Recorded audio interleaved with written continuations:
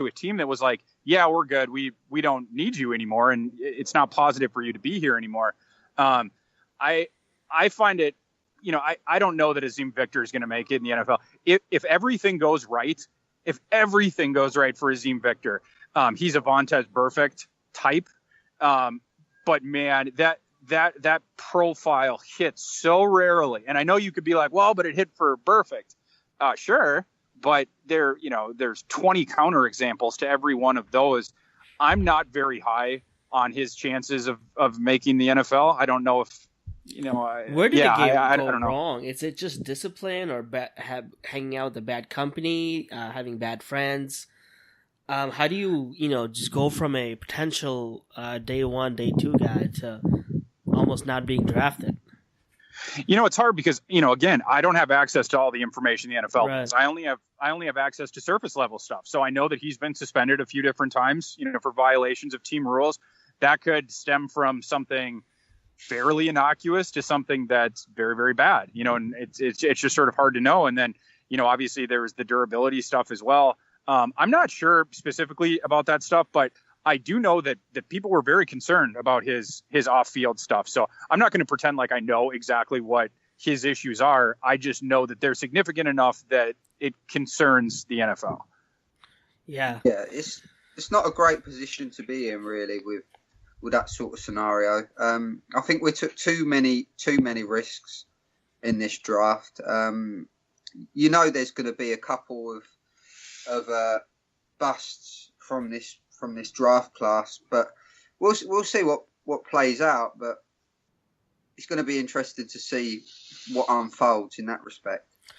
Yeah, absolutely. And as far as Kabinda goes, Kabinda's another one of those like higher floor type guys. Like Kabinda really doesn't have any sort of ceiling, but he is a guy that I could see sticking around, especially if a special teams contributor and stuff like that. Like, he's just sort of like your old school type linebacker who can come downhill and lay a wallop in the running game.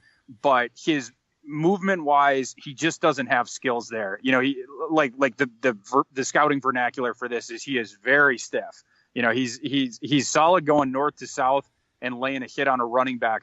But that's basically what his skill set is confined to. You're not going to want him going east to west. He just doesn't have enough wiggle, Yeah, but what do you make of, obviously we took Azim Victor, but straight after Azim Victor, the Denver Broncos took Keyshawn Bierria. I can't pronounce his name. Would you have not seen us taking him instead of Victor? Yeah, I had, let's see where I had them. I had Bierria as the 32nd linebacker. I had Victor way down. I had him 44th. I mean, Bierria played over Victor, and there's no issues with Bierria that I'm aware of. In fact, I think he's sort of lauded for that kind of stuff. But Bierria is sort of, it's a similar kind of thing with Kabinda, where the upside's not very high, but I think I can get a contributor out of that. And maybe, I made a joke on Twitter when the Raiders took Victor that, they sort of fell so in love with this idea of taking players that were falling that they accidentally turned in a card with Victor's name on it. I don't know if anyone else would have drafted Victor if the Raiders hadn't. But I'm just not very confident in Victor's ability to boom. And even if he does, I don't think Azim Victor's absolute ceiling is like, a difference-making star. So, yeah, I was a little bit confused by that one. This just goes back to the point of the Raiders literally had a board and literally just took names from that board. It looks like, they thought, we'll take these players in this sort of, scenario. To be honest with you, it was probably one of the strangest, not just for the Raiders, but it was probably one of the strangest and craziest drafts there's ever been.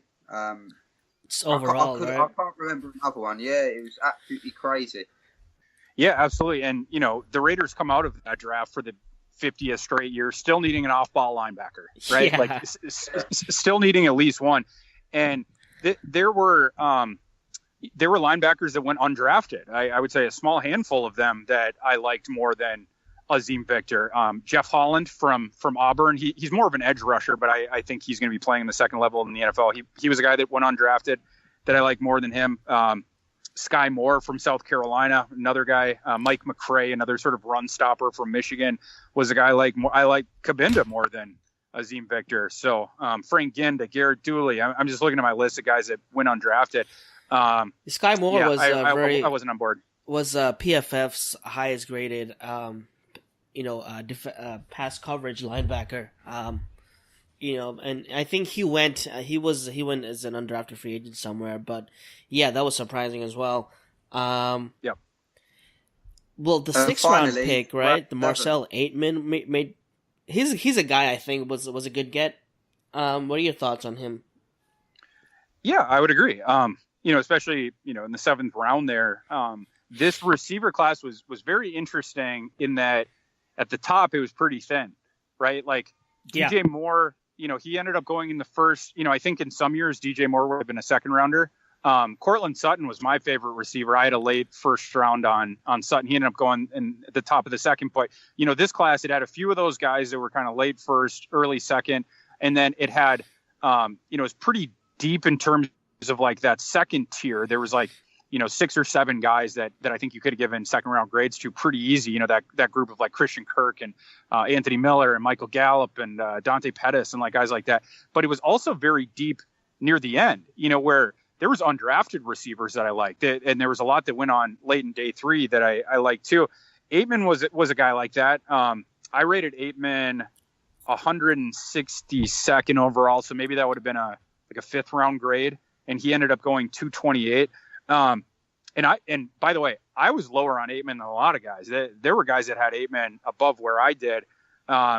He's Aitman's like, I'm realizing now that the Raiders took sort of a lot of guys that don't play with a lot of bend, because Aitman's sort of the same, where he's a tall receiver on the outside who, sort of plays very upright, as well.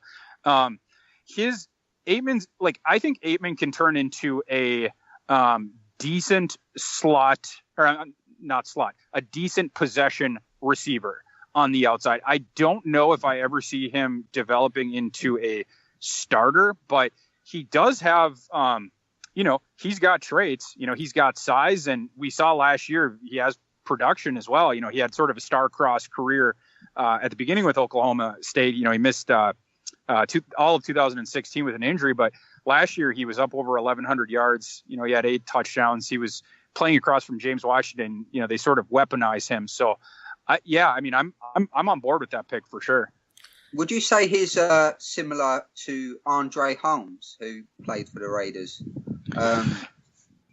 Because they're both similar sort of size and height, and it just kind of seems similar to Andre Holmes in that respect. Never going to be a starter, but can really be that deep threat, and he can high point the ball. A similar type career, I think, is what Aitman would be shooting for sure. To hang around like that. My issue with Aitman is he's not a stud athlete, and he doesn't run great routes. And in college, specifically last year, he was able to put up these big numbers because Oklahoma State is as good as anyone at scheming their receivers open. I didn't love Mason Rudolph as a prospect in comparison to some others, but I did have a late second round grade on him. And the coach did a great job of scheming Washington and particularly Aitman open. We'll see with Aitman.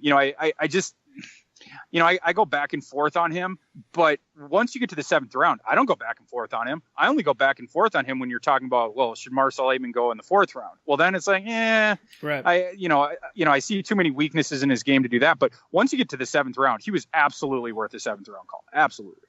Yeah. Awesome. Definitely. But also another point I wanted to make was, I put it out there quite frequently that the Raiders should address the running back situation in this year's draft, because obviously Marshall Lynch isn't getting any younger. How many years do we think that he's going to be playing? Realistically, probably this year, and then that'll probably be it. Brought in Doug Martin.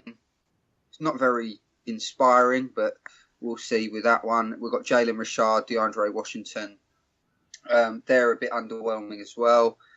And with the players that were in this draft, it was really surprising that the Raiders didn't take someone to fulfill, that spot for years to come, because it was such a deep class that you could have picked up a decent one in, the 4th or the 5th round.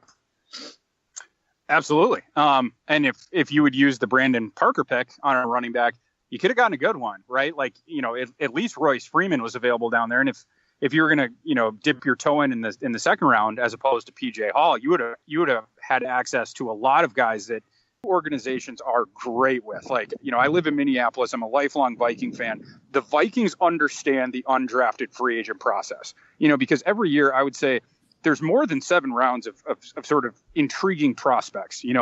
For me, it's more like 10 rounds. Right. But the 8th, 9th, and 10th rounds don't happen. They're all about your ability to pitch. And, I sort of use this metaphor with Gavin when we were talking, but, if you're there at the bar at the end of the night, and you're trying to, pitch your prospects at that point, you have to have that pitch in mind to make to these prospects. And, with the running back thing, it seems to me to be so easy. In the 7th round, I would have had my coaches calling around and telling all these running backs, Adams and Wadley and all these different guys, like, if you go undrafted, you can come in here immediately and there is a clear path for you to be on this roster for a long time. Where I don't think the Titans could have made the same type of argument, or, the Eagles who got Josh Adams, or, I think Philip Lindsay went to the Broncos. The Broncos took Royce Freeman. They took a different running back in the 7th round, and they have 2 or 3 young running backs that they've used draft picks on in the past already on the roster. So Philip Lindsay has essentially no chance to make the Broncos. Like, with these guys, I just don't understand how you're not using your resource of charm, essentially, especially, with John Gruden. I mean, you would think if John Gruden starts calling these prospects, and doing the whole Chucky routine and explaining his depth chart, you would think they would have done better with that too. So yeah, that was another disappointing aspect to me of what they did. When you like you said earlier, we don't really know what his plan is with the roster and his game plan. So I mean, there's so much we can speculate. But overall, we'll see in a year or two. Maybe we roll with about 7 fullbacks. Yeah. Hey, he likes fullbacks. And we do have some. One guy from last year, 7th round guy from last year who didn't get a chance yet. So we'll see how he does. Elijah Hood, yeah. So overall, a lot of boom or bust. Tell us about a little bit about next year's. How many blue chippers do you think there are in next year's draft? Because I know you've started watching a bunch of them. Yeah, absolutely. Well, I mean, it depends on the position you're talking about. But some of the positions the Raiders need. Again, I think those positions could be. Yeah, I mean, and I don't know if you guys are finally going to take a linebacker early, but I like next year's class. I mean, it's different than this one. It's a lot different in that, this class had 5 really good quarterback prospects, for instance. Next class doesn't. Maybe 2 develop into that, but, there's a lot of, Justin Herbert is the guy that I like the most, but there's still question marks with him. Drew Lock is another guy from Missouri that a lot of guys have as the top quarterback. I have issues with Drew Lock. So I'm not as high on him. Shea Patterson from Michigan's a guy to keep an eye on. Jarrett Stidham from Auburn. As far as the quarterback class goes, but I know the Raiders won't be interested in drafting a quarterback. There's going to be really good players at other positions. Again, going back to the linebacker thing, I'm not sure if the Raiders will finally take an off-ball linebacker, but this class is going to be pretty deep in them. I don't know that it has a Roquan Smith. It may not even have a Tremaine Edmonds, but it's really deep. I mean, like my list right now, I do top 10 prospects by position. So my 2019 list right now, I have 15 linebackers on there. I'm having a hard time whittling it to 10, which should tell you how deep the class is. But like Devin White from LSU would be a perfect fit for the Raiders next year. USC's got a couple of them, Cameron Smith and Porter Gustin. If Porter Gustin could stay healthy. We have a Josh Allen again in the next class. It's not the Wyoming quarterback this time. It's a outside linebacker from Kentucky, very good edge rusher, twitchy guy, sort of in the Arden Key type vein. He actually gets compared to Bud Dupree more than that. But like, yeah, it's going to be pretty deep in a position like that if you guys can finally convince your brass to take a linebacker.